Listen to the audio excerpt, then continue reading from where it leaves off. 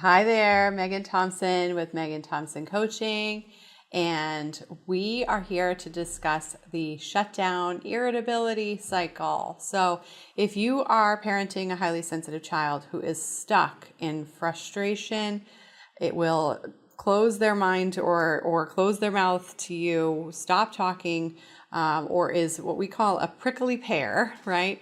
Just really difficult to have a conversation with your sensitive kid without feeling like you're going to get yelled at every 10 seconds, then you should definitely listen in.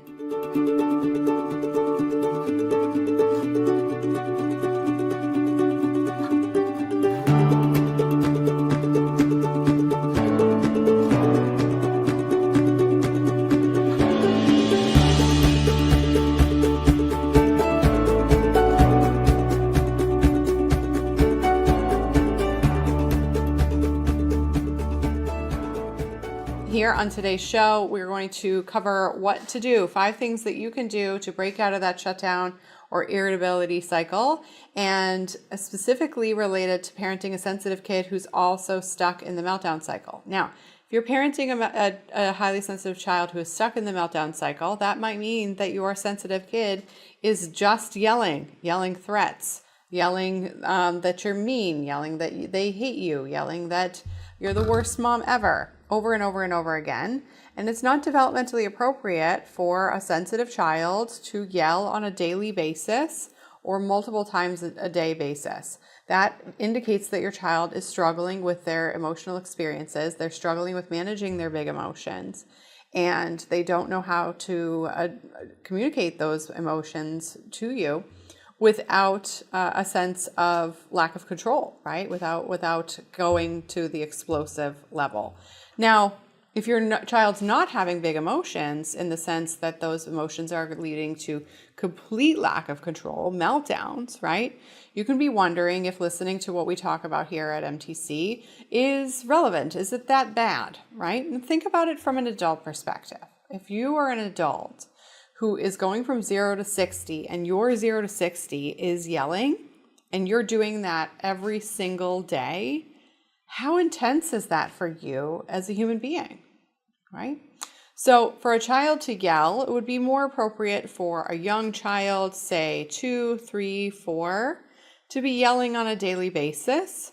Maybe if the child is moving out of the meltdown cycle consistently, we would look at our clients who have broken that cycle. We give them an awareness that breaking out of that cycle consistently, yelling might be still happening in the home, but you're not breaking out of that cycle all the way if your child is yelling consistently. It's not developmentally appropriate for a child to be yelling every single day, let alone yelling, at the drop of a hat all the time, right? So when you're struggling in this dynamic and you're noticing, okay, my kid might not be having these big behaviors where they're hitting or throwing their body on the floor or throwing items, it can be difficult to discern whether or not this is developmentally appropriate, whether or not your child is actually exhibiting behaviors that are okay for their age. Okay, so for a sensitive child who notices that yelling at other people is not an effective and safe way to treat them, you can also be noticing whether or not your child is experiencing shame, right? If your child is having regrets, talking down to themselves, saying they hate things about themselves, then this is a pretty clear indicator that your child is struggling and that they are not feeling powerful in the choices that they make. And if they're making those types of statements on a regular basis, or making statements like, I hate you, and using mean words, then it does mean that your child has room to grow and there is a skill gap there. Now, here at MTC, we help parents eliminate the meltdown cycle in as little as 8 weeks by teaching parents skills so that their children can learn and build the skills that they need, right? Why? Because highly sensitive kids thrive with a changed environment in their own home. As a parent, you are the one who changes the environment in your home. You're the one who sets the tone. You're the one who models effective behavior. You're the one who communicates in safe ways. And then for a highly sensitive child, you actually need to explicitly teach your child how to communicate in safe ways in play and consistently in a way that your child can actually digest, hear, learn from, and not have a shame spiral about because they aren't getting it right. And so this is really important. We help our clients do this, and it's something that's necessary for parents of sensitive kids, whether your child is stuck in the meltdown cycle or not.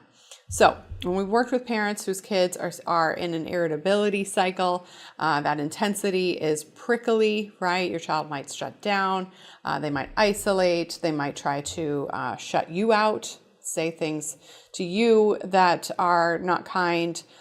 There's still a relationship issue going on in the home, family dynamic issue going on in the home when this is happening quite frequently. All right, so this is why we're going to cover it today. So when that's happening, as a parent, you can have the automatic reaction of wanting to shut it down. Hey, I won't be talked to like that, right?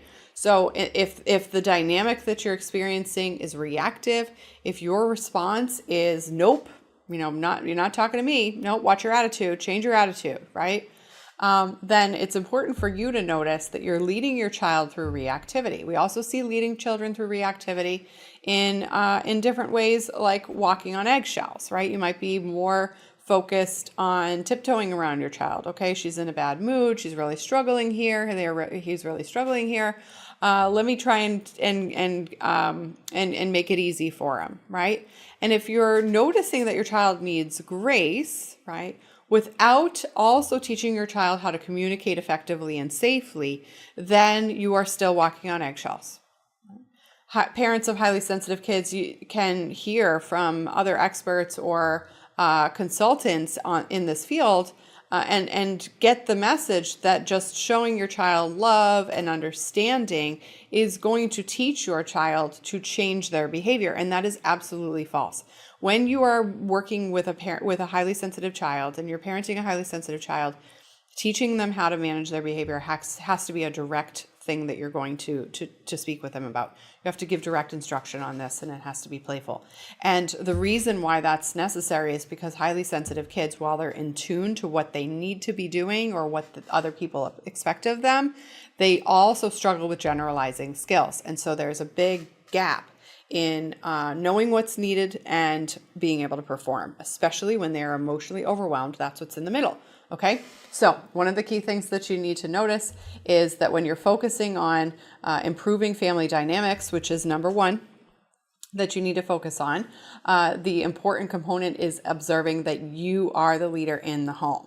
That happens through you, not through a conversation with anybody else, not through a conversation with peers, not through a conversation with an outside provider, not through a conversation with any sort of mentor or an auntie, anything like that, okay? Your child's environment shifts first with you, okay? Why? Because everybody else is irritable when one person in the family is irritable. When you're stuck in this mentality, you're either trying not to be irritable, right? And making active, consistent choice around your emotions, and that's reactive if you also don't have a plan for your child to learn to stop being so irritable. And I say that with obvious, care, but also some humor, right? Because you might feel in control of your emotional state. You might feel like you're capable of managing your emotions and not, spiraling down to sad town with your kid. And it's also true that if you're having to do that day in and day out and you don't see that your child is building any skills, then modeling isn't the only thing that's going to be working or necessary to move this dynamic, okay? It's especially important if you are raising multiple children or if managing your emotional state is a challenge for you. Perhaps you didn't learn that skill in your own childhood, or it's precarious because you're under a lot of stress, for example, right? So in order to break out of the cycle of irritability, you have to look at this like a family dynamic issue. Next, you need to be able to focus on reducing your guilt. Wait a minute, Megan, you just told me that this is a family dynamic issue and that the change happens and starts with me as a parent. Crap, how come nobody told me that before? I must be a crappy parent, right? Let's make sure that we're correcting that. We're observing that just telling yourself and following through on like the anti-mom guilt culture is not going to solve the problem. You actually need to learn how to stop talking yourself out of feeling feelings and start feeling yourself out of feeling feelings, right? Feeling your way out of those emotions. So that means being able to feel in control of your emotions rather than telling yourself to not feel it anymore. What you resist persists. And so if you're trying to tell yourself to stop feeling guilty, instead what you'll be doing is justifying your guilt and letting it be okay, and then trying not to focus on it. What is that? That's distraction. Okay. So in order to be able to shift out of emotional intensity, distraction can't be your only tool. That is a in the moment crisis response tool, right? If a child is bleeding, telling them to look over here while you're putting a big Band-Aid on it so they stop looking at the bleeding, that's a crisis response tool, right? But it is not a prevention tool, and it is not a long-term strategy, right? So same thing goes for you and your mom guilt. If you are struggling with that emotion and you don't have a plan or are not following a system that works to break out of this pattern, then it makes sense that you feel guilty, because part of you wants to shift the problem and feels lost and confused. Now, are you wrong for feeling guilty? No. Is that guilt necessary to move the needle? I don't know how you're motivated. But what's important for you to notice is that just telling yourself not to feel guilty isn't going to fix the emotional intensity that you feel when guilt hits you like a ton of bricks, right? So when the skills that you need in order to teach your child is the ability to feel an emotion and let it go and pass it, right? Not turn it off, which we know a lot of us adults that are elder millennials, if you know that comedian, or those of us who are even, I forget what the generation before millennials is. I'm sorry, I'm not going to get it right.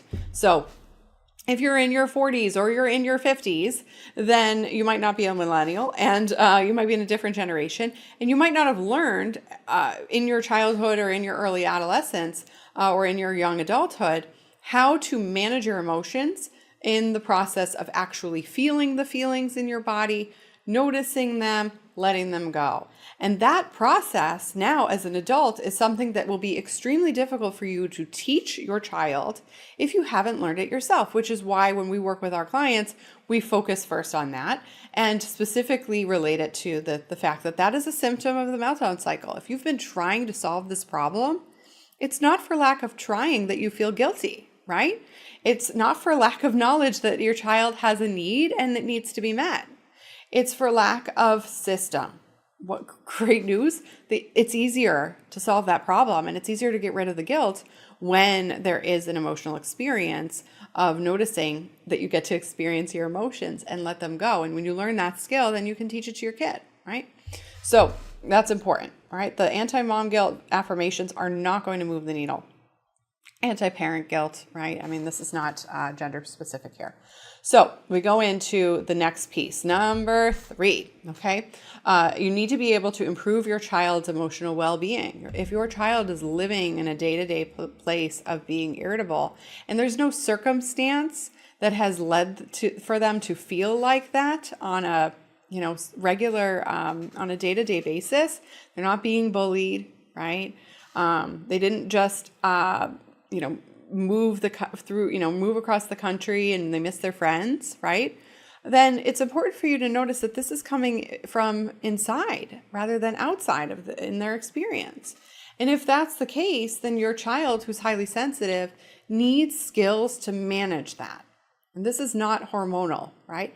When we think about younger children, kids today maybe experiencing early puberty, 8, 9, 10, all the way up through adolescence, it's really important for you as a parent to understand that your experience of witnessing your child's irritability can't just be related to their age. It has to be related to their skills, because at any age, a child can build skills to manage their emotions. I know this for a fact because my highly sensitive child was taught big emotions from birth, right? Taught how to notice those emotions. And so at 18 months, she was saying, "Mama, I'm frustrated." And I'm going to mock her because I can't remember if she rolled her R or formed her R's appropriately or not. But what I do remember, because I have another baby, so my memory on the first baby is a little different now. But what I do know for sure is that at 18 months, she was able to tell me a big emotion, bigger than the typical top 6 that we first have our clients work on. Angry, sad, excited, worried, surprised, and scared, right? Numbers 1 through 6. Now, if your child can't name at least those, and they're of the age of 4 and up, then you have work to do, right? Especially getting to those nuances of what frustration or disappointment, those gradients of the big 6 emotions are. And it comes from you. You're the one who needs to be able to teach this because you have that relationship with your child. And highly sensitive kids struggle with building thorough relationships that are based in trust and vulnerability. Great news is that they have that first opportunity to do from birth with you. And so you are going to be a much faster avenue within which your child can learn these skills, which is why what we do at MTC happens to work so quickly, because parents can break out of this system, this cycle in under 8 weeks, and breaking out of that meltdown cycle in under 8 weeks, because we're following the science. We're really just noticing the research. And when you change the parenting environment towards a more positive one, the child starts to feel more capable. Okay. So this is this is number 3. Now, number 4, okay. Your child feels more happy when you're focusing on that healthy development. The capacity to understand what age does your child experience positive emotion, and how they are expressing that positive emotion in addition to the negative emotion. When a highly sensitive child is struggling, they're going to be struggling with naming all kinds of emotions. And you do need to look at their development in terms of noticing that it's not developmentally appropriate for children over the age of 4 to experience daily meltdowns, let alone multiple times a day or multiple times a week. And the same thing goes for irritability, because some kids are more prone to shut down than they are to explode. And so those are 2 different sides of the same coin, okay? And so when we notice that, it's important for us to be paying attention to, okay, if my highly sensitive child is not developing at a pace that is appropriate for their age, then I have to be addressing this as a parent. So when we look at managing emotion regulation strategies and teaching that, it has to be first focused on preventing the emotional intensity in the first place, so your child experiences less need for that skill. As a result, your child is actually able to come to that conversation and that process with you with humility rather than embarrassment. Okay? Embarrassment and shame and guilt keep you stuck. They keep you helpless. And they perpetuate a victim mindset. And when your child has a victim mindset, Mom, it's all your fault.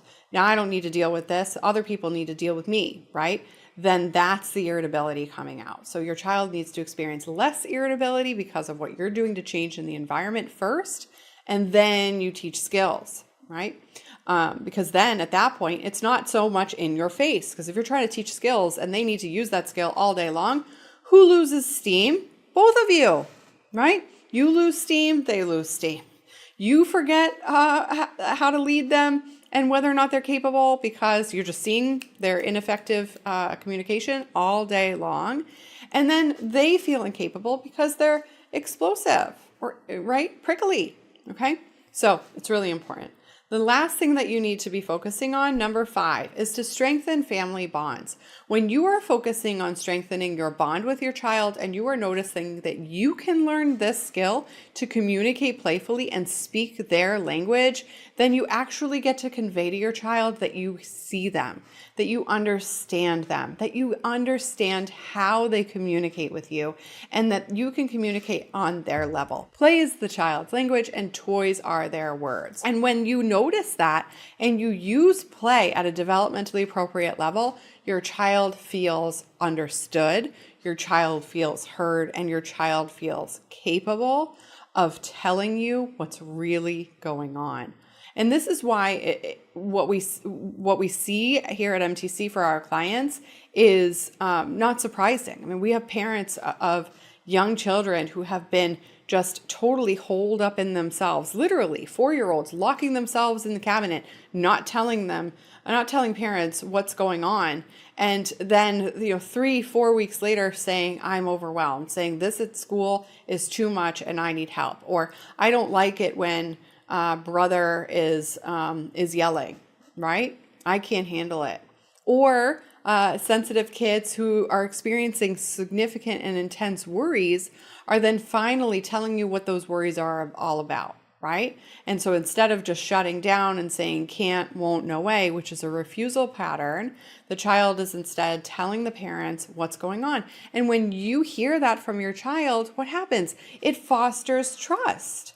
And when you feel like what you're doing is working, then that bond is strengthened even more, because again, it's way different to address mom guilt from a place of feeling powerful and actually seeing results in what you're doing than to just tell yourself, you know what, this is just part of parenthood. Okay? Because having a child who experiences irritability sometimes is part of childhood. You are not responsible for your child's emotions. What you are responsible for, especially as a parent of a highly sensitive child, is your child's learning in emotion regulation. Okay, so there's a big difference there. So you're going to need to be able to tolerate that guilt and be able to move out of it. If you want to feel empowered to solve this problem consistently and to do it repeatedly over and over again in a way that feels not just systematic but also simple, then I encourage you to reach out to our team, because when you have that conversation with us, you're going to be able to notice that we're going to show you how to do 4 simple things. One is to assess clearly how your child presents with that personality trait, with the temperament type of being a highly sensitive kid, and what parts of that temperament shows up in their personality. Does this make them naturally curious, or does this make them naturally negative? And as a result, you'll learn how to shift their personality so that they start to become naturally curious, even though they're highly sensitive. Because being highly sensitive doesn't mean that you automatically jump to the negative. That is actually a personality trait that can be shifted, okay? So it's not your child's true self. Then we're going to show you how to notice what is actually perpetuating these problems in your home. You can take automatic and immediate action on that. When that happens, you start to feel better. You start to feel better as a parent. When you start to feel better that you're taking action around the environment that your child is living in, and that's something that is totally in control, remember, because your kid's lagging skills are something that will need to catch up, then you change your outlook on life. When you change your outlook on life and you stop feeling like glass is half empty, and you start feeling like the glass is half full, then you are skipping through the day differently. You're looking at problems differently. You're seeing challenges as opportunities. When you start to see challenges as opportunities, you start to look at them from a place of curiosity. You start to notice even more things that you can change in your household that can then shift out of this dynamic consistently. As a result, your child starts to feed off of that energy, and they start to feel differently in their own home because mom, dad, parent, grandparent, caregiver is experiencing a sense of empowerment with this issue. Now, you might be a glass half full kind of person in every other avenue of your life, but when you're stuck in this mentality and stuck in survival mode, it can be very difficult to feel optimistic when you've been dealing with this for a very long time, especially if your kid's coming at you with that irritability, right? Rant, rant, rant, over and over and over again. It's a lot. It's a lot. Think about Chinese water torture, right? Slow drips over and over and over again. It's going to affect you. You're going to be living in an emotional experience of tension, of holding your breath, of walking on eggshells, right? Hemming and hawing. It's natural to have that happen as a symptom of this level of irritability when your child is lacking these skills and they are constantly reactive. And it's really important for you to not be reactive. So we get you out of that pattern, you stop feeling reactive, you start getting proactive, you start preventing this, and you see a shift in your child's demeanor and in your child's behavior. When that happens, you then feel way more confident at taking action in moving the needle even further and showing your child how to build those skills. Now, I will tell you, you absolutely need mindset work at this time, because when we see parents start to experience that shift in their child's behavior, I will tell you that without the mindset support, they actually start to pause.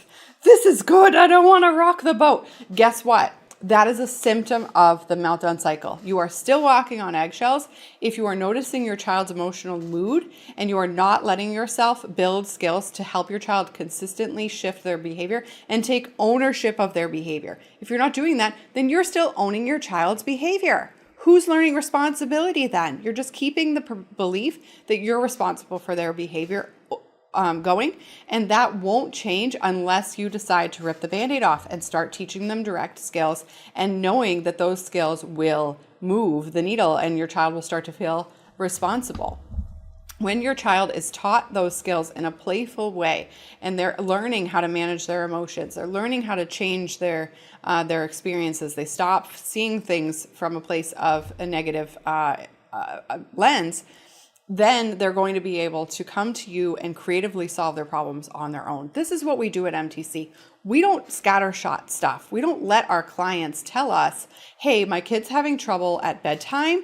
This is where I want to solve the problem. No, that is a symptom of the problem, okay? So following a system allows our clients to experience fast results. It allows our clients to experience systematic results. They can expect them to happen faster, and they can see them happen more thoroughly.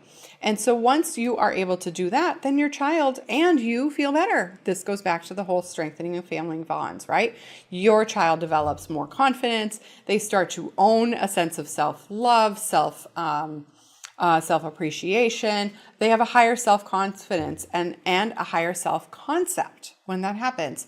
So highly sensitive kids are a gift to the world. They have a lovely, and thorough ability to see challenges as opportunities when they are in a positive mindset. You've seen this. Your kid can go a mile a minute with their glorious and beautiful ideas when they're in a good mood, right? So what happens? You need to teach your child how to change their mood on their own, how to feel empowered, how to not be subject to their own mood.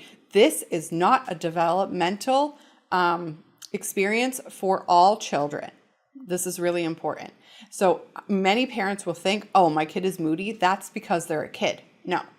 If you're parenting a highly sensitive child and they are stuck in this meltdown cycle and they don't have the skill to shift how they want to feel about it, then that's on you to teach them. Okay, you get to teach them that. Now, if you hear me say that and that doesn't feel encouraging, then you have some work to do on your own self-shame, and we help our parents do that, right? So happy to have that conversation. It's important that you look at this as a family dynamic issue. That means that you need a team that is going to look at the family as a unit and as separate individuals. You need a service. You need a solution that solves the problem from around the whole family unit. Okay, this is what we help our families with. We are happy to support you to determine if you're a fit for what we do. A conversation is free. We look forward to having that call. On that conversation, you're going to talk to us about where you're stuck. You're going to talk to us about what your challenges are. And if we can help you deal with those challenges, break out of those challenges, and reach the goals that you want to reach, we'll tell you exactly how that works, and you can get started on that same conversation, because if you've been struggling with this for years, why wait? And when you do that, you're going to be able to solve this problem consistently and repeatedly. And that's what we help our clients do. If what we do is not a fit, then we'll tell you exactly what you need to do first. That'll be up to you to decide what to do and what to follow. And obviously the change starts first in here for you. We're happy to have that conversation. We look forward to having that conversation with you. It was a pleasure speaking with you today, and I'll talk to you soon.